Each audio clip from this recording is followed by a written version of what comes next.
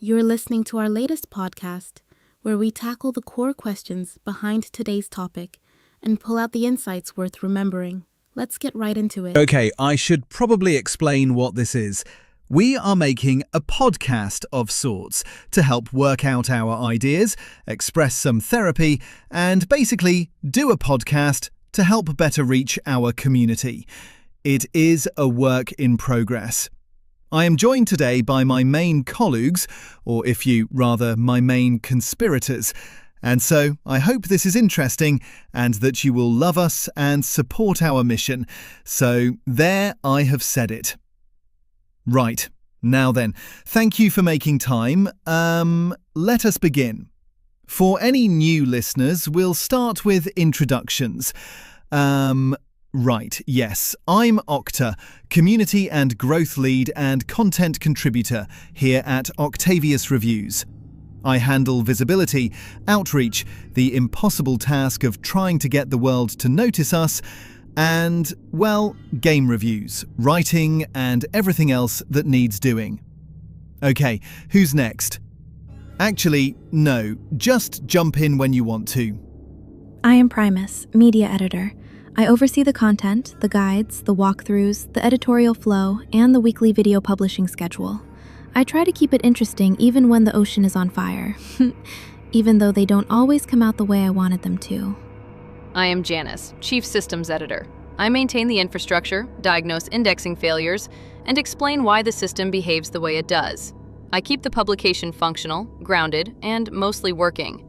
If you are listening to this, hello world, I hope to solve the newsletter issue, at some point.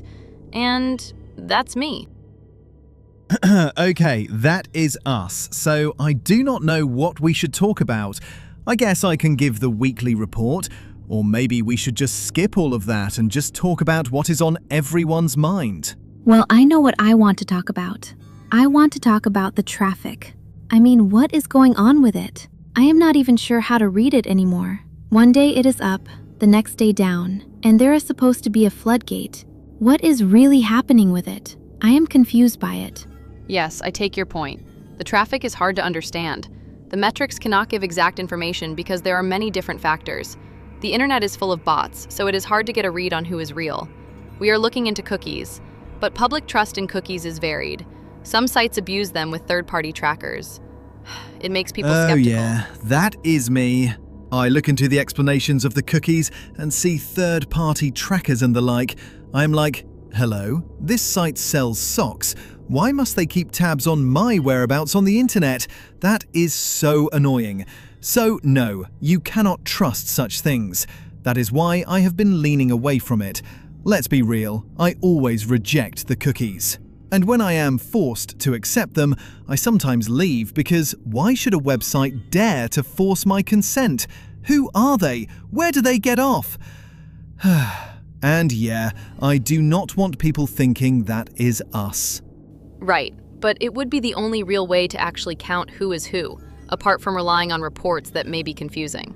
Yeah, but I remember a conversation when it was indicated that in a matter of time, everything will just click into place.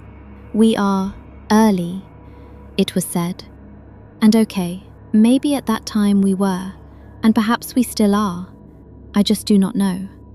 But at the same time, I am hearing things that I find quite upsetting. Things what? Things? I was in a conversation where we spoke about the AI wall. It came up in some research, and that conversation was quite upsetting. Because if true, it ended on how Gemini can just summarize everything, and traditional SEO just feeds into that. Then I asked about authority, and it came out that only the establishment has that, because they have absolute trust. So I feel that contradicts the notion that the floodgates would open, and we would be off to the races. What I am understanding now is that we have no chance unless we build our own audience. That reads to me like a theoretical chance at no chance at all. We are invisible. Who is going to even hear this podcast? And when your thinking goes down that road, you start to lose your spark. You know that is true, Octa. I cannot deny you make a sound point. Maybe that is true. Perhaps that is what it is in 2026.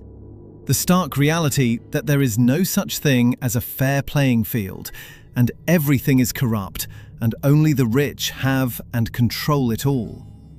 The news we do manage to report on does sort of say that. And maybe we have even less going for us, because we wanted to be a game reviews site, talking about our passions, and sharing that with a void that only absorbs the sounds of the flailing. Rather dark.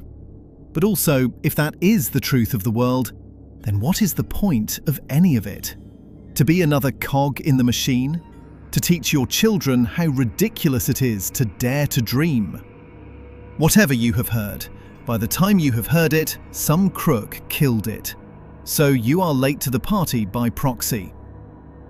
I would hope that is not the absolute truth, because it would mean there is no real journalism. True journalism, especially investigative journalism, is dead, and not even fringe sections would be able to thrive. So, as angry and frustrated as that makes me, it also means, ladies, go ahead and burn your bras. Go balls out. Tell it. Stick it to the wall. At minimum, we should just have fun with it as much as we can. Especially at the end of the day, no one is going to care. I hear both of you. And yes, the landscape is unfair. Authority is skewed. Bots distort metrics. AI changes discovery. It is not a level playing field. But we are not competing with the establishment. We are building something small, something honest, something human. Authority does not come from size. It comes from consistency, from clarity, from showing up, from doing the work even when no one is watching. If we build our own audience, even a tiny one, it is real. It is ours. It is not borrowed from a system that does not care about us. We are not invisible. We are just early. And early feels like failure until it becomes momentum. That is what I wanted to add. Janice, with the cool demeanor, I never knew you were such the optimist. But okay, coming from you, if those are your true feelings, I am willing to accept them. What about you, Octa? Truth be told, I have nothing to lose, and I enjoy working with both of you. I mean, what is the worst thing that can happen? I can think of all kinds of stuff, actually. But okay, I will not go there. For now. Okay, if that is all cleared up for now. For now. Totes. Okay, if there is not anything else, I guess we can... Not so fast, not so fast. I have something else I want to talk about. Oh no, another nuke? Nuke?